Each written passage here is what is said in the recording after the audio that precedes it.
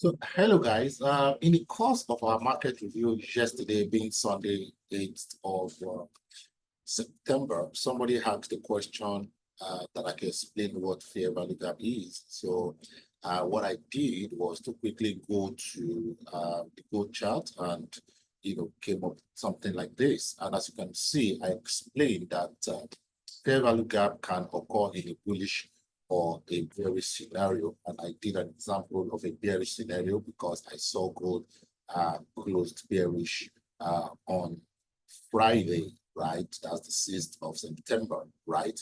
And knowing that, so I was able to show this price action, and I said that fair value gap is a three-candle price action where the low of the first candle and the high of the third candle are not connected, right? Thereby creating a gap in between the first and the third candle in the middle candle. And then that is what a fair value gap is all about. But this is a bearish scenario. I'm actually going to be doing a video on the bullish scenario, all right, much later. So I woke up during the Asia session and I saw that this price action was already painted. So what I did just to explain that is to come back and just back out my fair value gap. As you can see right here, this is the low of the first candle and this is the high of the third candle. So in between here, this 0.0% and 100% here is the fair value gap. And as you can see, price already tapped. I know if you go back to lower time frame, there is a likelihood of price tapping into the area. Now, from experience, what I've always noticed is that price always, for the very first time, of approaching the fair value gap, it always has a way of tapping into the 0.5 and the 1 area. That's about the 75% of the fair value gap, in a bearish scenario. If it was a bullish scenario, you see price try to make this kind of move, coming down this way, tapping in between the 0 and 0.5, and then going back from, some kind of, bullish, action. So I was expecting to see something like this, and like this, and like this. I'm still going to go into the advanced stage and then price will come back.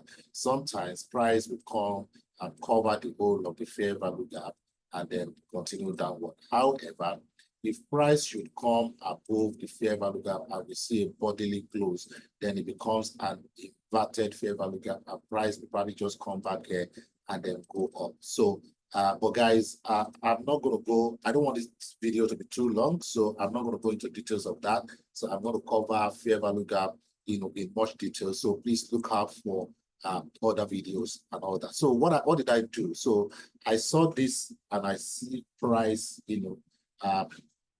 possibility of coming to retest this area in between the 100% and the 75% area of the fair value gap, right?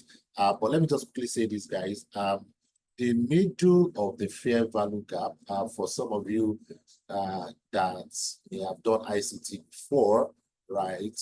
The middle of the fair value gap, which is the 0.5 area, is called the consequent encroachment.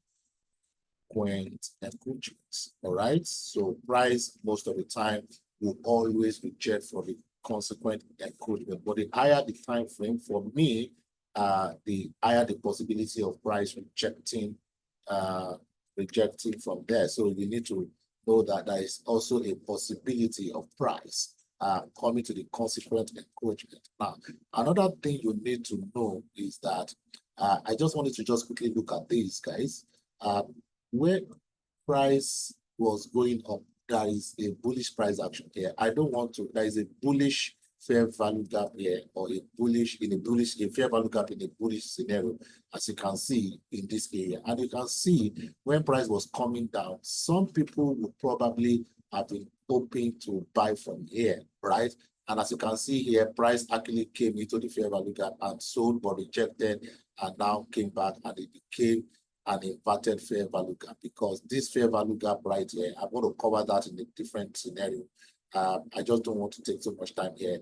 It's called inverted fair value gap, but I'm not going to explain so much of an inverted fair value gap. I just want to tell you I was able to take 40 pips away from the market, after I did my setup. I slept and I woke up, to prepare for work at the gym, and I find out that before the percent the 40 pip has actually activated, and I had the profits in my account already.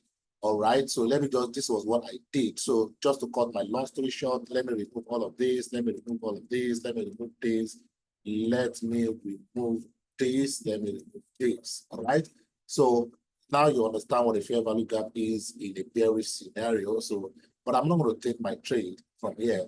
But the only thing I'm probably just going to do is to mark out, the 75% area of my fair value gap from the bottom. And I'll be looking to see if price will come to this area. And this is where I'm going to be trying to take my entry from. But I also need to validate that in lower time frame. I want to see the kind of price action I painted in lower time frame. So I'll probably go straight immediately to 15 minutes, and I'll see, if price ever reacted from that red line before. And I saw that price actually reacted from there, and it gave me confidence. And where would I be targeting? I'll be targeting this last low that painted right here. And what did I do? I just took a trade. All right, I took a trade. Mind you, I am not looking for more than 40 pips, so I may not wait for price to get to this point. So what I did was to actually know that price was going to get to this point, because I don't want to be greedy. I want to wake up into money. Then I just did a setup right here. I just put my setup right there, and I decided to short from here. And I didn't want to risk so much on my account. I'm going to share that later on the group, right? What I made, right? Because of time. So I actually put a pending order right here, and my stop loss, slightly above that red line. All right. And mind you, I really believe that price was going to get there. So, but I wasn't going to wait for the full TP, because I wanted to come out of the trade at 2495. Mind you, all I was looking for was between 40 and 50 pips. And let's see how this trade play out. So let's see. Yes, price tapped into that area, but did not take my entry at that point. But let's see what then happened thereafter.